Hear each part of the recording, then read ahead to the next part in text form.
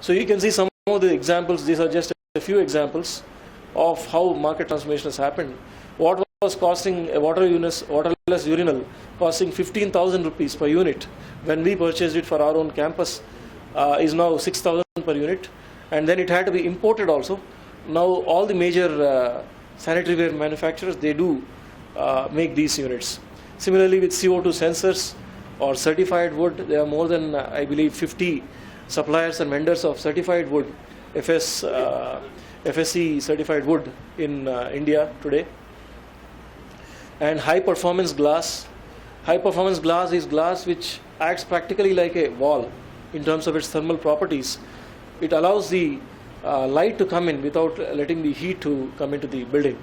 So that is a very important element of modern buildings, because when you talk about buildings like, let us say, IT parks or some of the more modern buildings, it may be difficult for them to avoid glazing in their facade and structure. So we need high performance glass to address that design parameter without compromising on energy efficiency. And high albedo materials to avoid your heat island effect on the roof and walls. High reflective index materials. All these are now available. These are just a few examples. We have a Green Building Technology Center, Technology and Material Display Center in Hyderabad campus. And all of you who have not yet visited our campus, we invite you to see that, where we have displayed more than 50 building materials and technologies which have brought about a market transformation in India. So these are various examples of new materials and services which have been introduced, particularly addressing the green building concerns. Fly ash based bricks. Fly ash is an industrial waste, as you all know, and by combining that with conventional cement and a bit of natural earth and so on, you can make very good quality thermal construction blocks, which are at the same time reducing the burden of waste on the environment from the industry and being used as good thermal materials in the building sector. And aerators, they are a small part of your water fixtures, but they have a big impact. They reduce the flow by almost 5 to 6 times sometimes to save water, etc., etc. There are various transformations which have happened. So high SRI coatings, as we said, and high performance glass. Most importantly, eco-friendly housekeeping chemicals. We all know that paints, interior materials like carpets, adhesives, sealants, as well as your housekeeping chemicals which are used, all of these have what we call VOC, volatile organic compounds, or they used to have, which are harmful for the human health. So we are trying to promote companies to come up with eco-friendly housekeeping chemicals, paints, sealants, etc., which minimally or do not emit at all any kinds of volatile organic compounds which have an impact on human health. So there are specific credits in the rating system which in the IEQ module, as I was saying, which address specifically this aspect.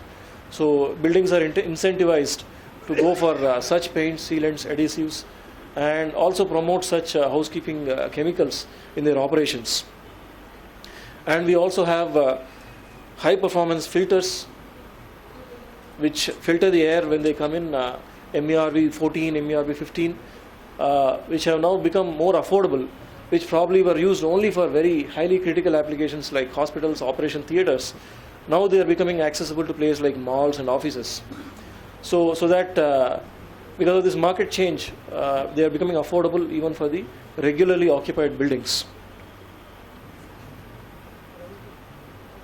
So there is an estimated, by 2015, there is an estimated market of about $100 billion in India for green building materials and products. So as I was saying, we have a permanent display of various materials and technologies. Anybody is welcome to put it up, and we are trying to expand it also recently in our Hyderabad campus, where we showcase and display green technologies and products.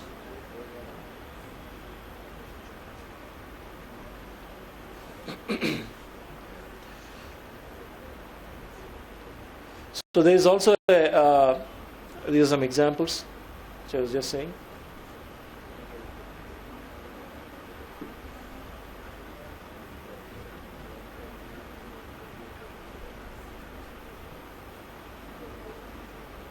As we were saying way back in 2001, there was no awareness of low flow urinals or waterless urinals or other kinds of low flow fixtures, flow and flush fixtures. Today, all of them are now available in the Indian market, very much locally manufactured.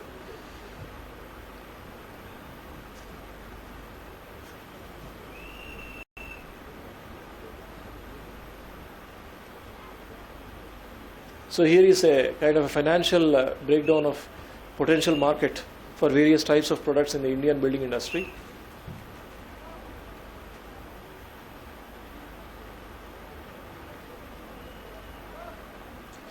So just to give you some examples of various green buildings which have come up in India or coming up in India.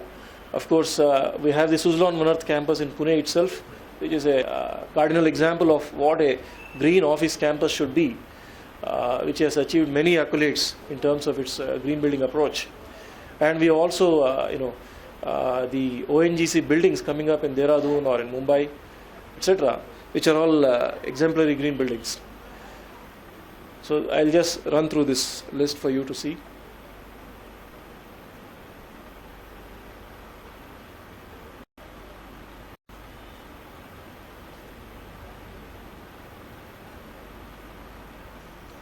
Our own airport in Hyderabad, the Rajiv Gandhi International Airport, which has been awarded in its own category as one of the top 3 airports across the world, is also a green building.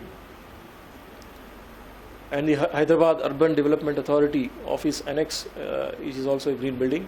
It is an existing building which has been transformed into a green building. It's a heritage structure which has retained its architectural features, but at the same time refurbished as a green building. The Microsoft campus in Hyderabad. And it's not only the big players, but now many residents, individual residences are approaching IGBC on their own interest to try to go green. The first one in India was the Avani residence of Mr. Arjun Valluri in Hyderabad of around 20,000 square feet, which has come up in Hyderabad.